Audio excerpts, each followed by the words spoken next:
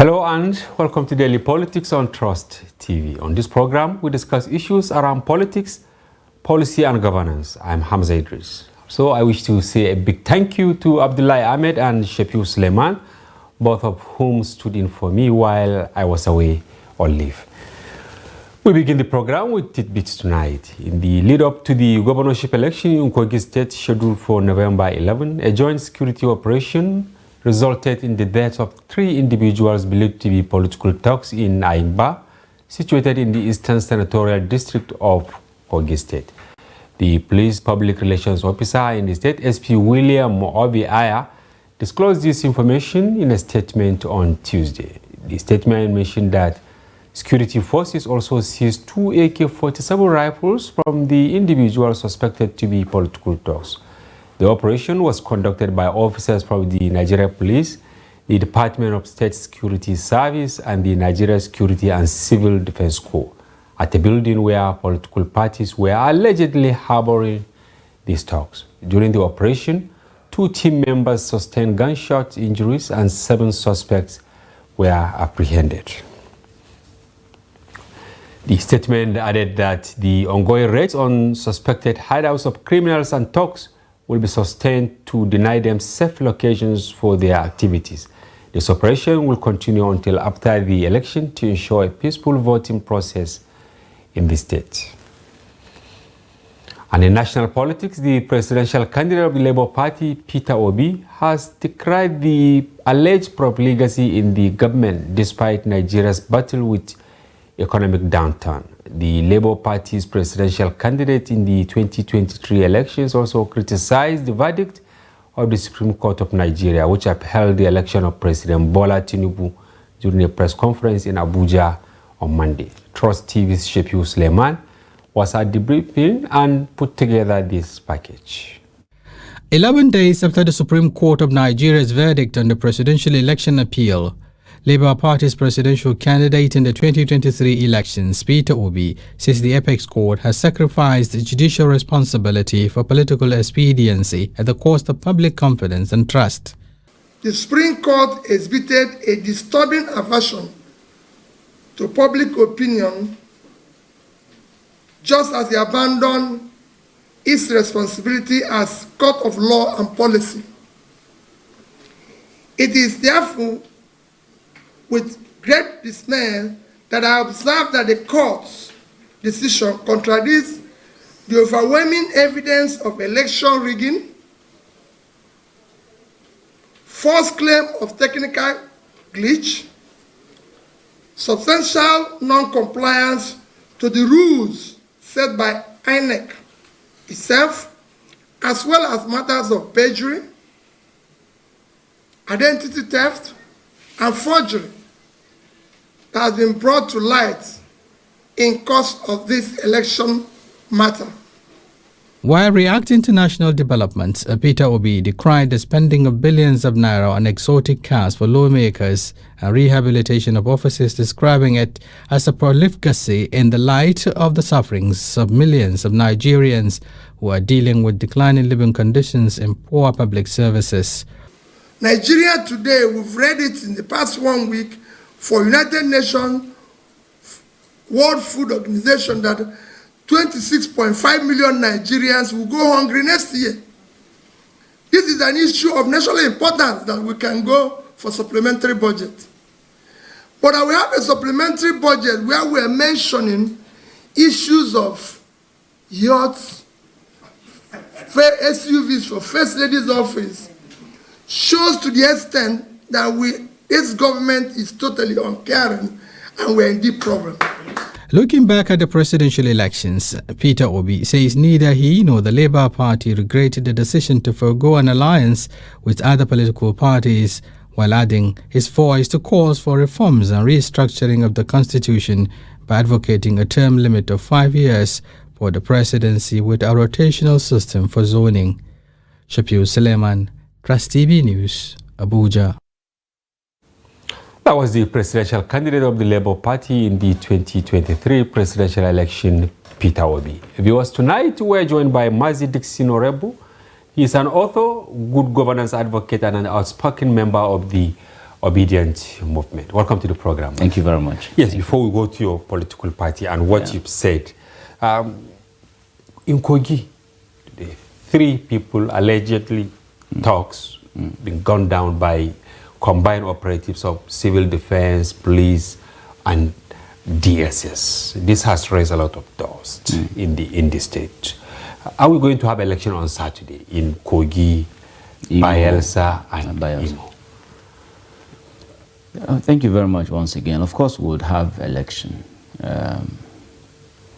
It's just unfortunate that election in our country now appears to be more like a do-or-die thing. Democracy seems to be a shadow of itself in our country, because if not, what is it really about election that we couldn't get right? Choose the right leaders, create an enabling environment that will give room for the right leaders to emerge and all of that. But you see, that was why also some of us, when we advocate and say that the sham that happened in February and the upholding of it. The alleged sham? Yes, for us it's a sham, whether alleged or not, it's a sham, because we were all part of it. You know, it didn't happen in the moon, it didn't happen outside Nigeria. When you set the wrong precedents, right, the danger is in avoiding a reoccurrence. How do you checkmate, you know, people who would take that direction? That's why you should get it right. That's why also when we don't get it right, the court of law should be able to hold those who did whatever that is wrong, hold them to account and all of that. I condemn it, you know, by every means. It's not just in Kogi, also in Imo. We've had pockets of violence and all of that. It's unnecessary. I actually wanted to take them one after the other. For instance, in Kogi, now 3 gone down today. And it's like the state has been militarized of sorts. Again, it shouldn't just be about gunning people down. The law enforcement agents should be able to capture these people alive, and so that you can investigate and know the root, get to the root of where all of this so-called violence is coming from. It's not enough to do the jungle justice approach. I don't subscribe to it. But if maybe there was exchange of gun, in a crossfire. Yes, a crossfire between them. Well, but honestly, the law enforcement agencies in Nigeria should change tactics. There are lots of extrajudicial killings in our country, and it's not going to help our country going forward. We should be able to apprehend these criminals and let them face the full But in the of process, the law. you can see some operatives were injured and weapons recovered from them. Allegedly, you know, because when we have seen also some of the so-called bad eggs among the law enforcement agents, you know, also colluding with these enemies of the state, because we saw it play out during the 2023 presidential election. We saw the police in their presence, thugs invaded Lagos, and they were there watching thugs threaten. Allegedly. No, the videos are there. When we say allegedly in the media, I just wonder what we are getting to. Are we saying that, oh, we want to close our eyes and say, no, what we saw in the videos are not real? The video evidences are there. That's why we should all speak up. And that's why the law enforcement, the court of the land should be able to, you know, hold to account anyone found wanting. Sometimes officials of these security agencies, you know, give reasons for their actions. Self-defense, protecting the larger population and all that. No, I have already stated that I wish that we have seen this approach in dealing with the bandits and terrorists in this direction. We see our law enforcement agents take to their heels, you know, and giving lame excuses and all that against confirmed terrorists, killers, people who have raped and maimed and all of that. So if a civil process such as election and all of that, and there are thugs involved in one thing or the other, I don't know what led to the level of gunfire exchange and then killing them. Now we don't have anybody to persecute. We don't even get to the root cause of, just like when we capture those sabotaging the economy of, that is the oil bunkering and all of that, and then we capture evidence and we set the ship, a whole ship in our country, we capture it and then we set it ablaze. To achieve what?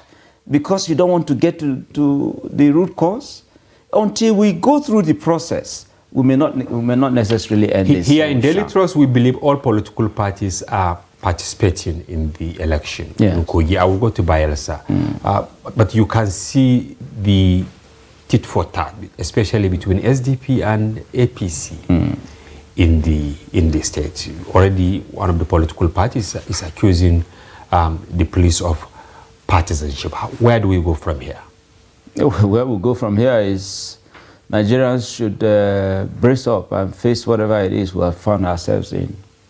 Because sincerely, if we allowed the sham that happened February 25th, 2023 to succeed, then it will be difficult to really, expect that this government will find solution to such sham, such ills as we have in our society. Okay, before we go to Imo, in Bayelsa today, also, Bayelsa is relatively peaceful. Yes, but a dynamite was used on a party chieftain who shares fence with former President Goodluck Jonathan. Yeah, dynamite, were thrown into their house.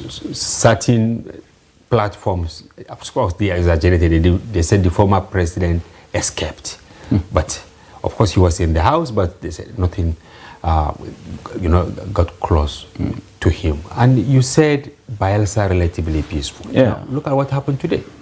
Well, like I said, the level of desperation that we're seeing within the political arena is disheartening.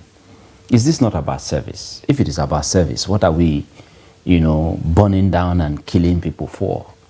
It's disheartening, really. I thought that, some of the reports from Imo and Kogi, we've always known Kogi from the days of this current government in Kogi State. We know what it was like, the ta-ta-ta-ta-ta approach to election and all of that. We've also seen what is happening in Imo. But that of Bayelsa, the governor, his approach, right? You must give it to him. He's not out there singing the song of a do-or-die approach. Even though he's seeking a second term. Even though he's seeking for a second term, but he still maintains that it should be peaceful and that this is our state. Whoever should emerge that the people would want, let him emerge peacefully and credibly and all that. That's why you can at least excuse Bayelsa a bit away from this desperation that we've seen in Imo, playing out in Imo and playing out in Kogi. And in Imo, of course, you are a member of the Labour Party. I'm from Imo State too. Imo is my state. You can see the Labour leader, his altercation with the governor in Imo State. It's like somehow the organized labor has been dragged into the political arena. Not exactly. It's public knowledge that LP is owned by NLC. It's common knowledge, right? But that the president of NLC, who by his office is not necessarily partisan, but of course NLC owns LP, right? But to imagine that even the military era, we didn't see such brutal confrontation against the leadership of NLC, even during the military government. We didn't have anything like that, where the president of NLC was battered by so-called acclaimed thugs. And then the police, according to them, went to the scene, and rather than capture any of these thugs, they said they rescued the NLC president, from the scene and all of that. Okay, haven't rescued him. From who did you rescue him from? Who were these people who attacked him? Because as far as I'm concerned, Imo today is insecure because of the approach of the sitting governor. The governor, since he came in January 2020 through the Supreme Court, Imo has not known peace. In fact, in the whole of southern Nigeria, Imo is the epicenter of insecurity today. And that used to be the most peaceful part in southeastern Nigeria. It's very disheartening. Why is the Labour leader fixated with Imo? Is it because he's from there? It's not just about him being from there. He went out there to do what he is known for. He has gone there. He has gone there more than 10 times. But if the workers, are not paid their salary and all of that, and you expect him to keep quiet, then he'll be failing in his duty. Why was he not in Benue State, for instance, where during the former governor Otto, workers was he in office then? He wasn't in office then. No, he was. He wasn't. He was. When was he elected? I think it was last year that he was elected. Yeah, but Autumn, left office in March. Was it last year or this year that he was elected? I think it was this year that he was elected. Even if it was January or February, Mazi, but Autumn left office. When did he settle in, and then to now look at whatever it is that the workers are going through? I don't think we should even in any way justify or look for excuse why this brutality that was meted against the NLC happened in the first place. I think sincerely, every sane citizen of Nigeria should condemn it. It stands condemned. And whatever, even if he was partisan, so he's partisan, so what? Is it a crime that a citizen of Nigeria should take a side or take sides with any political party of his choice? There's nothing wrong with that. There's nothing wrong with that. That he's partisan, so what? Is he contesting in the election? No. So if you say, because the NLC that he is leading owns a political party that is a stakeholder in the race, or that is in the race, so that should now bring about violence against the leadership of NLC? Some say he also have gone to maybe Lagos or Rivers or Bauchi or Benue, or Kano to actually do what he has been doing in... Where is that saying that charity begins at home? Let's even assume, because he's from Imo State, shouldn't he use his own state to set, his leadership style? What's wrong with that? But is it not a crime to use his office to now maybe, prompt people against the APC government? That's I'm hearing that from you. He didn't go out to prompt people against APC government. He simply went out there to do his job as NLC president. And if the government of the state had an issue with his coming to the state, should they take laws into their hands? What if he was killed?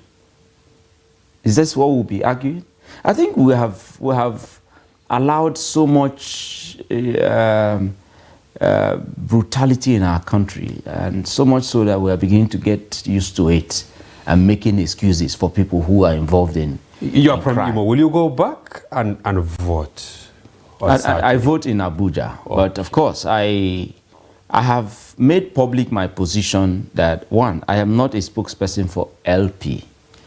I am a member of the Obedient Movement. An Obedient Movement cuts across political parties. Both APC members are members of Obedient Movement. PDP members are members of Obedient Movement. All political parties, we had people of Obedient Movement in various political parties. So I don't speak for LP. And I also made public my position during the primaries of the Guba race in Imo.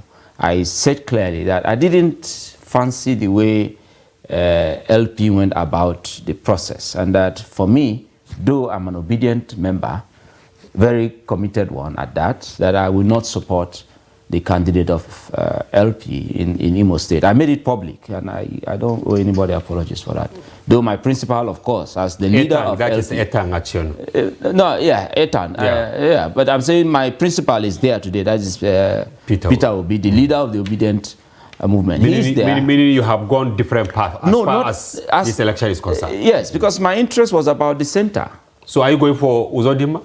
Not exactly. The PDP candidate? Not exactly. Okay. I would rather that, like I've said to them, I said, if the Owerri zone that ought to be taking charge now of Douglas House, that if Owerri zone could, all the contenders from Owerri zone could come together and, support one candidate, that would be, because I'm from Owerri zone.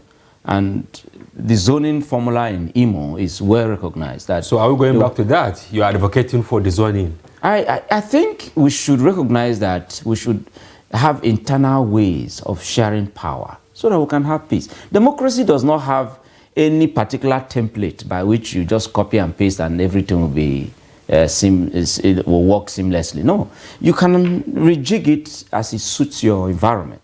And in our own country, for instance, I think it is time, just like Alhaji Atiku Abubakar advocated, that it is time that we deliberately, enshrine zoning formula into the constitution of Nigeria. I think we should adopt it. I will come to him now.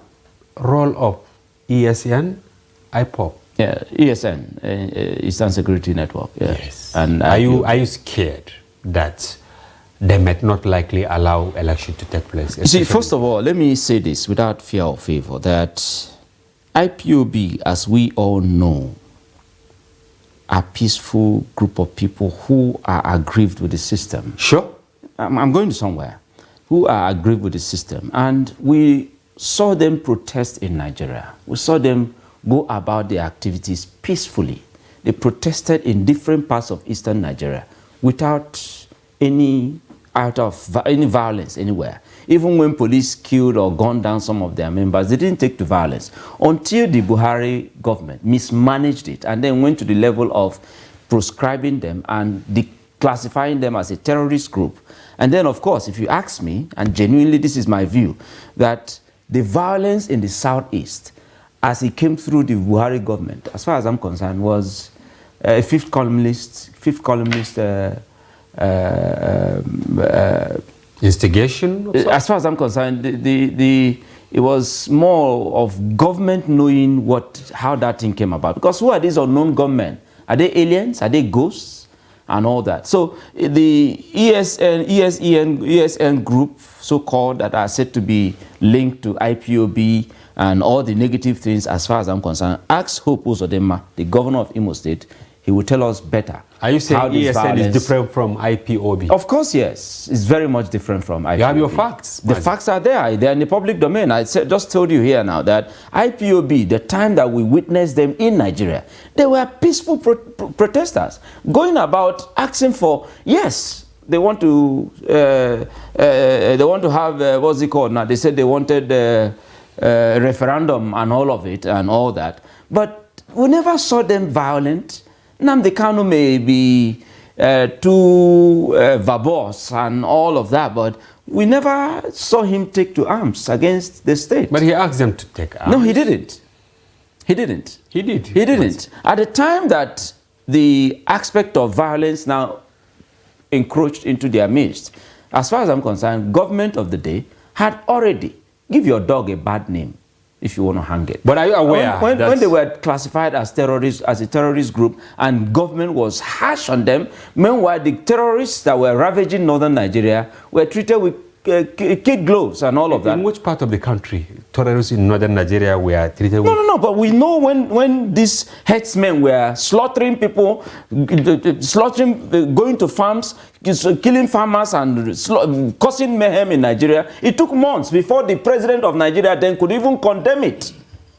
It's in the public domain. Meanwhile, while that was happening in his very backyard, he was busy fighting IPOB and classifying them as a terrorist group. Meanwhile, the headsmen were ravaging northern Nigeria. And Muhammadu Buhari never made any statement until he became what he now has become. So obviously you are one of those who did not support negotiation. Negotiation with who? With the bandits, with even the Boko Haram. I don't subscribe to any form of negotiation with criminals. If you are found wanting, you should face the full wrath of the law. Okay, but have you seen the insignia? Whenever ESN, people are arrested or brought down by security operators, you see the insignia of IPOB. Oh, please.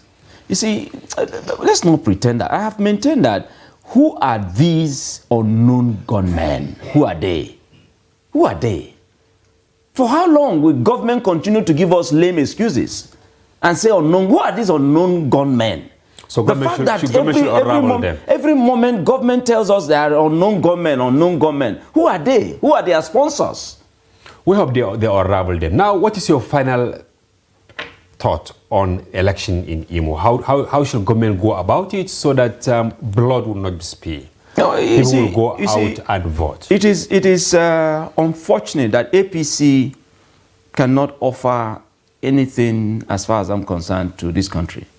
So I'm not expecting any miracle. I've told in fact, just a few minutes before coming here, I called my older brother, who is the king of my community, and I asked him about the environment, and he was, of course, agitated with the whole thing that is going on and all that. So for me, my view is that time will tell. Very soon we'll be out of this. One day, APC will not be in power. We will now know how terrible this APC government, kept Nigeria. The same thing was said of PDP. Anyway, let's move to Abuja. If you compare APC with PDP, then you will be it's more like comparing apples with oranges. You prefer PDP to APC? By every means, PDP's government, under PDP government, till they left in 2015, a bag of rice was 8,000 naira.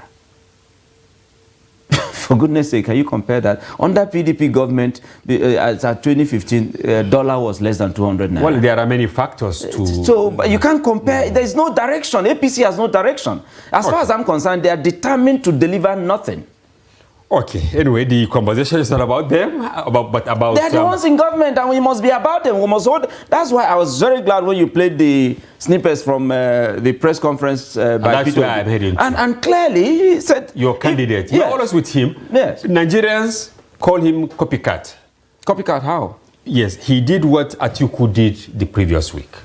The press conference to call out government, to call out the judiciary.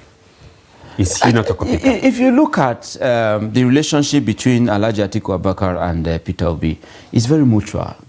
Peter Obi has a lot of respect for Alhaji Atiku Abubakar, and nobody can take that. No, in fact, no matter those of us who are close to him, when we go out and probably during the campaign and go too harsh on Alhaji Atiku Abubakar, he calls our attention to, no, this is not what it is about. It's not about the personality. It's about the ideas that he's coming to sell to the Nigerian people. So the relationship between the two of them, is very, very, very mutual. And I think if you say copycat, that would be more like wanting to sow a seed of discord, between them. Not me, it is Nigeria. If you Google now, Mazi, you will see it. No.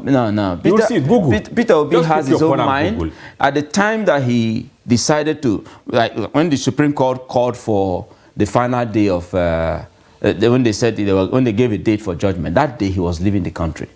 And he was away till the judgment was given and all of that. And of course, Atiku was in the country. And then he gave his own press conference. And when Peter Obi came back, and haven't finished with all of it and consulted and all that, because he's leading a people. He's not just going to play to the gallery and come to talk about. And that's why if you look at the substance of his own engagement, he's talking about deliberate opposition positioning now. Okay, we'll go deep into that. It seemed to be that we may not have had a very formidable opposition in Nigeria. Okay, I will plead with you to hold your breath and we'll go on a break. Yes. No problem. Viewers, don't go away. We'll be back shortly. It was never a consensus. We did all our best. You see, in politics, you give your contribution to the best of your ability. If you want, I'll forward to you this statement. You go to this bank and verify. But there are people who say not spending money is not about you. I'm coming. Let me finish. But there's so much to be done. Let me finish. Now, you don't allow me to explain myself. The recent developments shows abductions are now a factor of informants embedded in community. It's not about the people of Katsina to say that, no, during my administration I was able to stop insecurity. No, it's about collective responsibility for all of us. And what we should ask ourselves is not what has been seen, is the life better? Are there more people who are unemployed who are not become employed? Is the level of corruption has gone down? Is there inclusion? All those issues. We're actually a gas country with associated oil. Our focus has always been on oil, that we have never paid significant attention to gas. To do it effectively, we need to have honest conversation with ourselves. Government needs to come down from its high horse and communicate with the people and build trust There must be a solution. We cannot continue this way. They must come back to the table and agree. So whose child will do deny education? All these children that sit for jam, they want to go to higher institutions. But just a short while ago, you were saying that why bring 10 children when you cannot cater for them? So why bring more universities when you cannot cater for the existing?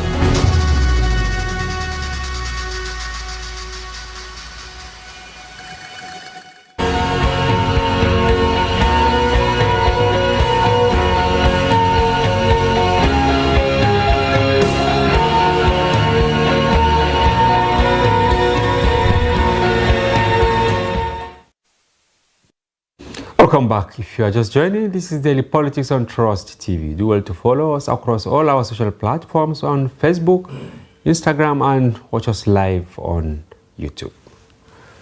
Still having the studio, Mazi Dixon Hiroegbu, author, good governance advocate, and member of the Obedient Movement. You didn't take it lightly when I said Nigerians, some are calling you a principal copycat for doing what Atiku Abubakar did earlier on the Supreme Court judgment. I'm surprised to hear that any Nigerian is calling Peter Obi copycat, because Peter Obi is very obvious and distinguished in his own approach to politics.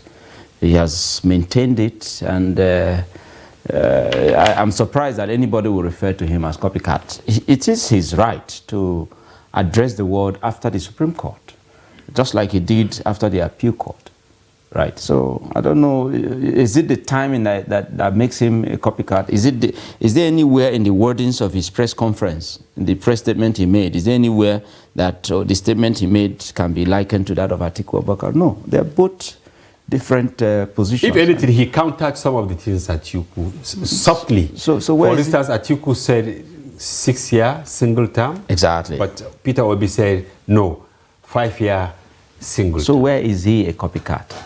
You see, the ruling party, permit me to say this, that they don't seem to understand what we are faced with. And so they are just chasing shadows. Peter Obi, if they have not attacked or mentioned him in whatever they are saying or planning, then they have not started. Because he is the real leader today in Nigeria who understands the pulse of the Nigerian people and who has the antidote to the conflict, the issues that we're faced with. Don't you think they appear defeatist in their approach, especially on this zoning thing? We've been doing it for nearly 30 years now. No, over 24 years. We've not been doing it. Over 24 years. I'm coming. Now we have a president, but they are still saying that we should be having 5, like Peter Obi, he said, okay, 5-year single term, and it should go around the 6 geopolitical zones so that we have cumulative 30 years so that we now open the space. Is that not a defeatist approach? No, this is our country. And we should all, look for ways of ensuring that we move on to building a great Nigeria. It was at the Jonathan's conference, that is the 2014 National Confab, that the issue of single term of 6 years came. It was discussed there, and it's in the report that was submitted and all that. So it's not a new thing. That Atiku Abubakar talked about it and all of that. It's not new. At the 2014 National Confab, it was well discussed and agreed that indeed single-term rotational presidency should be adopted. And what they proposed was 6 years and all that. So, and where we are today with all that has happened, except we're not concerned about building our nation. Where we are today, we should be looking out for those things that we can do differently to make Nigeria better. We're not a nation yet, and I've maintained this position for a long time. Nigeria is like a group of nations doing nationhood business without a memorandum of understanding. If we agree that this is our nation, we won't be looking for an Hausa man to be president or an Igbo man to be president. We'll be looking out for the best. But because we're not a nation, everybody is positioning for his tribesman or his religious man to be president of Nigeria. Because when you get there, like Tinubu is president today, as upheld by the Supreme Court. And he was elected by people across as announced by INEC on the 4th, as announced by INEC by 4 a.m. and upheld by the Supreme Court and all that. Yes, he has become the serving president, but of course he doesn't have the authority. Who deprived him of the authority? If he had the authority, he should please tackle the economic situation we're faced with. Where was that authority with which he made INEC to announce him by 4 a.m.? Where was? Didn't ask them. Excuse me, it has never happened before. While we were sleeping, 4 a.m. We brought INEC announced. We brought INEC officials. We brought INEC officials here, and they explained. They explained what? It was actually a process. What process? The results. They couldn't wait for people to wake up. This is something that had to do with the life of a nation. Wait. I'm sorry. If they had waited, they would have created room for you people to accuse them of actually going to sleep somewhere and then to cook No. While we slept, they came like a thief in the night and announced who they said is their president-elect. No, I think I beg to disagree. But that's what happened. Because while we were asleep, they told us, as a matter of fact, INEC told the people that very day. No, hold on, sir. INEC, in the newsroom, we've been there 24 hours. No, hold on. INEC told us that they will resume the next day. That was what they told everybody when they were going on break. That they will resume the next day. And normally, we know what time they normally resume. But we were shocked that while we were now asleep, waiting for them to resume the next day, everybody woke up to the so-called announcement that they gave by 4 a.m. What is wrong with us? If we see what is wrong, let's call it wrong first. That was wrong. What were they afraid of? Okay. Who was after them? Mazi, are you now accusing the entirety of the Nigerian media? Because even the medium you work for, you know, and I'm an editor of a newspaper. So I sleep in the newsroom on that day. And we also anchored program on that day. We followed. Were you informed that it was going to be announced by 4 a.m.? It was a process. What process? They told you that they were going to resume the next day. You know, it did not end. I agree. They collected the result and finally they announced it. I agree. That wasn't the first time they were going on break and resuming the next day. How come there was no other moment in the whole of the process? How come there was no other moment that they continued the process around that kind of time? Continued. I'm sorry? The collection continued up till that moment when they actually declared the Get my point. My point is that before that... And you can see, I'm sure your presidential candidate was full and alive. Atiku was there. In fact, all the candidates, all of them, they had representation there at the International Conference Center, and back in their homes, they were glued to their TV sets. Recall that the opposition party, the PDP and the LP, complained about certain things, and because they were not going to listen, they walked out. And INEC didn't care and said, go to court. Yes, because they had already political parties there. Because they had already planned whatever it was that they wanted to execute. Allegedly. INEC told the world, at Chatham House and in Nigeria, told the world the process, that this election, that there was going to be collation from the polling unit and, you know, on the IREV, you know, from that polling unit and all of that. Then, when they saw that what was planned, it wasn't going to go as they planned it, they shut down the so-called system that they had told us they were going to adopt for the election in the middle of the game. In the middle of the game. And then by 4 a.m., they announced their so-called winner. Some Nigerians also feel that the choice of words by your principal wasn't really complimentary. Choice of words where? Choice of words where? In describing INEC, in describing the judiciary. I think it was even very fair to them. How? INEC showed themselves as thieves. They showed themselves as very irresponsible, because by every means 300 and something billion naira of taxpayers' money was given to you to conduct this kind of sham. You people were unable to present superior argument. What is superior argument? It was in the Supreme Court. You see, well, somebody about superior argument. The courts, you know, are not Father Christmas. They don't give what he did not ask. All these stories, when we say them, we just wonder what we want to achieve with it. What is Father Christmas? Who was asking them to give us what we didn't, what we didn't merit? We went to court to ask one. That the... it's not about me. No, I get that. I'm not referring to you. We did prove our case. Just that... How? Have you showcased alternative results, for instance? Did you listen to First, let's begin with the tribunal level. Did you listen to that almost 13 hours? Live, I watch it. Very good. That their Lord Justices almost became the defendants of the lawyers of the... How? They were specific. They pick each where they issue. they were lambasting the lawyers of the of PDP and of APC. Representation. What is poor presentation? For goodness sake, by every means we made our case known to the it's over, right? It's over. We have a country to build. Now, for me, where we are today, the conscience of the judiciary, or anybody who felt that, oh, it was LP or PDP that was on trial, made a mistake. The judiciary was what was on trial, and they failed in, defending themselves and saving themselves. So now, of course, take a sample of opinions on the streets in Nigeria.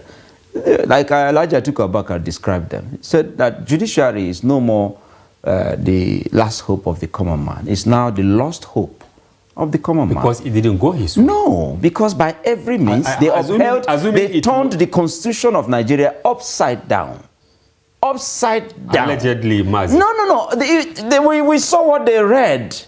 We saw what they told the whole world and all of that. They turned the constitution of Nigeria upside down. Allegedly. They had an opportunity to uphold the sacred, the institution of state in Nigeria. Because they made it look like some people can be above the law. That's the kind of judgment they gave. It appeared that brazenly, one, the issue of forfeiture, $460,000 for narcotics, drug, and somebody that is aspiring for the highest office in the land was said to be found wanting in such, and the judiciary in our country could not save our nation from that shame.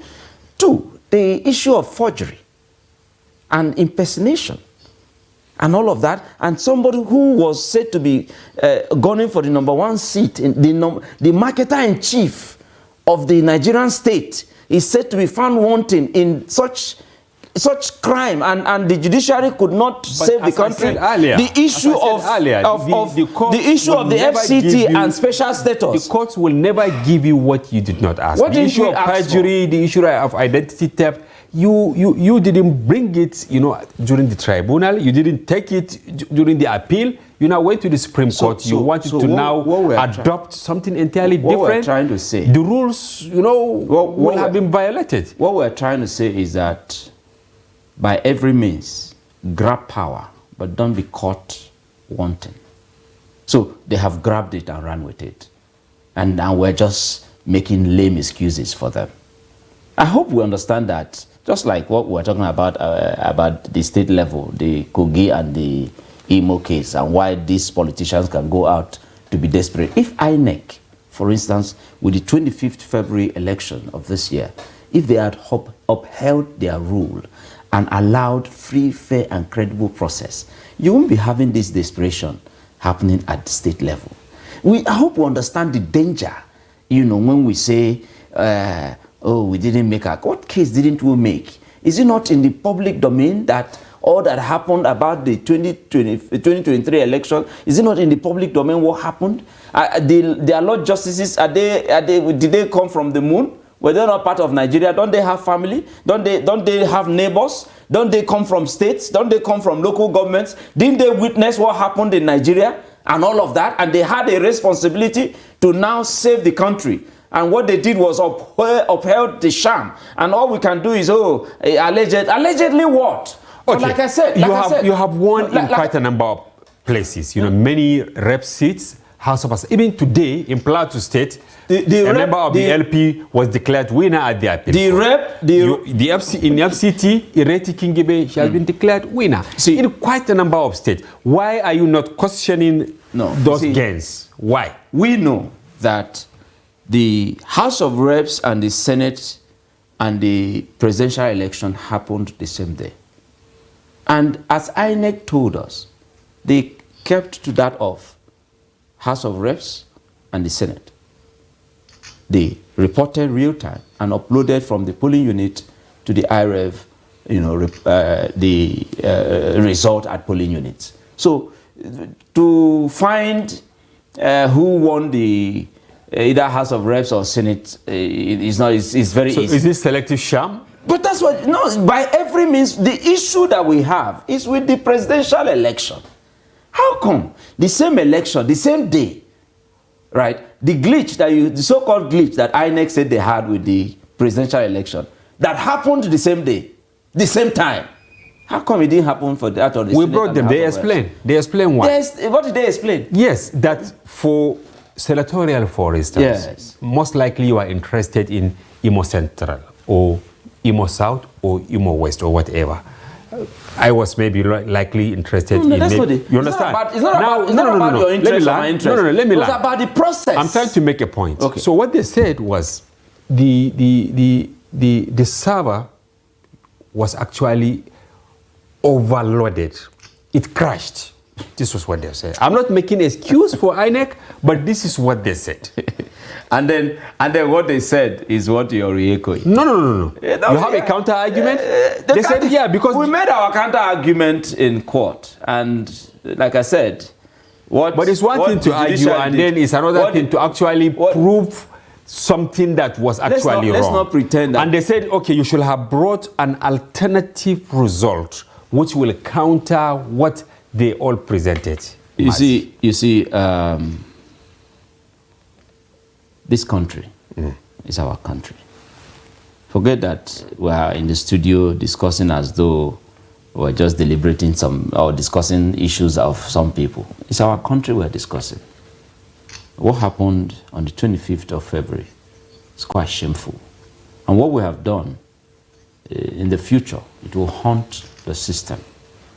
And so when we say, oh, you didn't prove your case in court, and blah, is it not this country? We know what this country is about. So what are you cooking ahead of 2027? No, it's not even about 2027. What we are trying to do now, or what we are doing now, is to arouse the consciousness of the Nigerian people. Because if you observed, I don't think since 1993 of the Abiola election, I don't think the kind of turnout that we got in the February election, the presidential election in 2020, I don't think that you can compare with any since 1999. But after it, Nigerians in the rain and the sun came out and did and ensured that they cast their vote. And then, of course, INEC, announced who they said was their winner. A lot of people are discouraged. So first assignment that we have given ourselves is to make Nigerians realize that it wasn't actually a 100-meter race. It was a marathon. We knew that, yeah, the oligarchs, those who have held Nigeria to the jugular, it will be difficult to, snatch Nigeria from their hands just like that. And they have succeeded in, of course, continuing with the crime or the fraud that they have been known with. Allegedly. However, no, it's there. I will not use the word allegedly.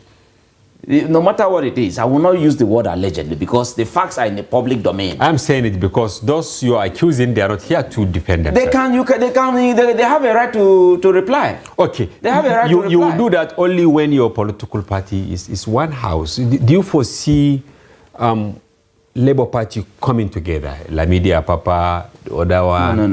No, please. I will not even waste my time discussing Lamidi Papa and his group of... because he endorsed the Supreme Court judgment? Hold on, please. Because giving attention to what they are doing is more like trying to even uphold or support what they are doing. It's nonsense. They have allowed themselves to be used as spoilers. Are you alleging that APC deployed them? It's in the public domain already, that they are working for their stomach. What we are doing now, what the opposition as led by Peter Obi is doing now is reaching out to other political parties. It's not even about Lamidi Papa.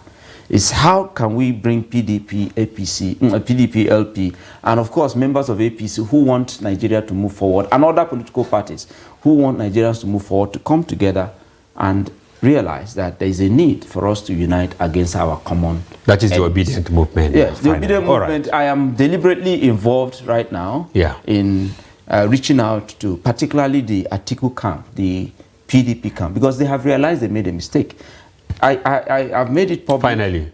Yes, I've made it public that as far back as November 2019, I did an open letter to Alhaji Atiku Abubakar. I said, sir, power is, whether we signed it or we didn't sign it, power should go back to southern Nigeria. And then when it goes to southern Nigeria, we should go to southeast. Raise your number 2 hand up and let's look for who will be. But if he did that, we wouldn't have been in this nonsense that we found ourselves. All right. I wish we have more time, Mazi, but we have to draw the curtain. Yes, we will surely have you again. Thank you for coming. Mazi Dixon Rewu, author, good governance advocate, and member of the Obedient Movement. Convener, Indigenous People of Nigeria. We acknowledge your participation and we thank you for coming. I appreciate it. And viewers, that's a wrap on today's package. We sincerely hope you found the conversation engaging and informative. And be sure to join Daily Politics Live, airing every weekday, and also our special package on Friday, during which we open our telephone line for you to comment on national issues. Once again, we thank you for watching. I'm Hamza Idris.